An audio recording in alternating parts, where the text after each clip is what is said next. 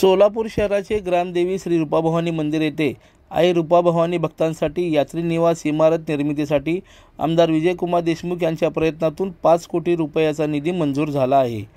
महाराष्ट्र शासन प्रादेशिक पर्यटन विकास व तीर्थक्षेत्र विकास योजनेअंतर्गत हा निधी मंजूर झाला असून यात्री निवास कामाची पुढील प्रक्रिया करण्यास कार्यान्वित यंत्रणेत शासन आदेश झाला आहे।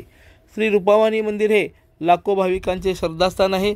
या मंदिरात दरवर्षी नवरात्रीसह प्रत्येक पौर्णिमा, मंगळवार, गुरुवार, शुक्रवार भाविकांची दर्शनासाठी मोठी गर्दी असते। परगावहून येणाऱ्या भाविकांची संख्या मोठी आहे। अशा भाविकांना निवासाच्या सोयीकरता श्री रूपाभवानी मंदिर परिसरात यात्री निवास बांधावे अशी मागणी भाविक भक्तांकडून गेल्या अनेक वर्षांपासून होत होती। त्यामुळे माजी पालकमंत्री आमदार विजयकुमार देशमुख यांनी पुढाकार घेऊन शासनाकडे श्री रूपाभवानी मंदिर यात्री निवास बांधकामाकरिता निधीची मागणी केली होती।